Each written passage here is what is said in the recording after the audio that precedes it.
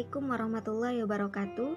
Kami dari kelompok 1, saya Alfaina Fitri Kamalia, NIM U2019-3083, dan teman saya Laila, NIM U2019-3069.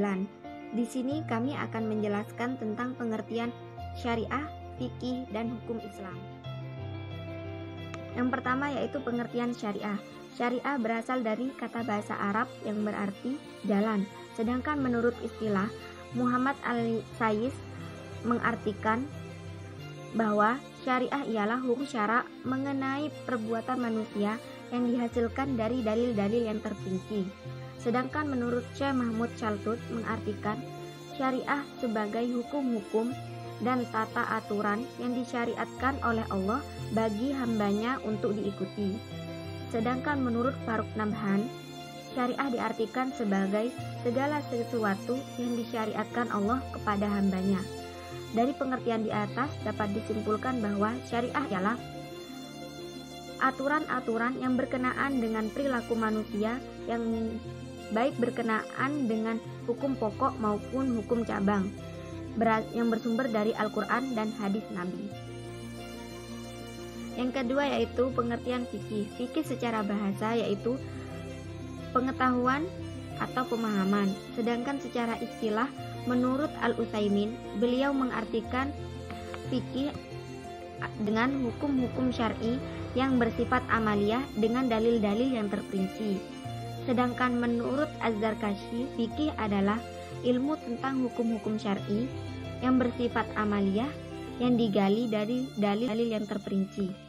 Dari kedua definisi tersebut dapat disimpulkan bahwa ilmu fikih adalah ilmu yang membahas tentang hukum syar'i yang bersifat amaliyah yang digali dari dalil-dalil yang terperinci. Yang bersifat amaliyah itu seperti sholat, zakat, haji, dan lainnya.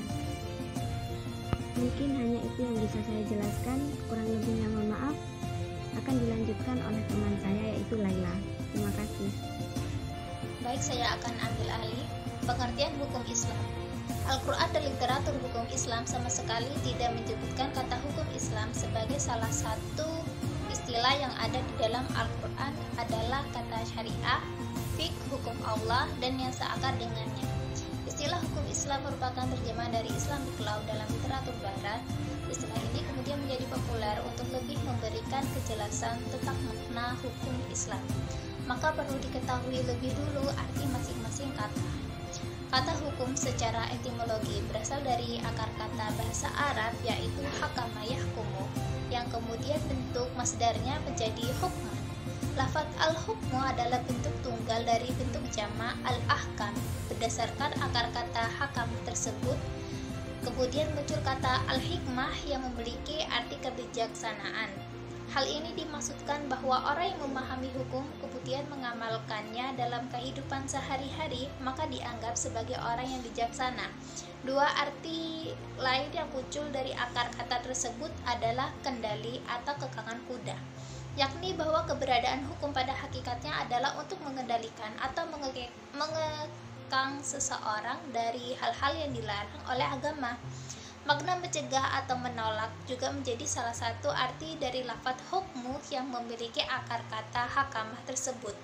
Mencegah ketidakadilan, mencegah kezaliman, mencegah penganiayaan, dan menolak mafsadat lainnya. Sampai di sini penjelasan dari kelompok kami, kurang lebihnya mohon maaf. Wassalamualaikum warahmatullahi wabarakatuh.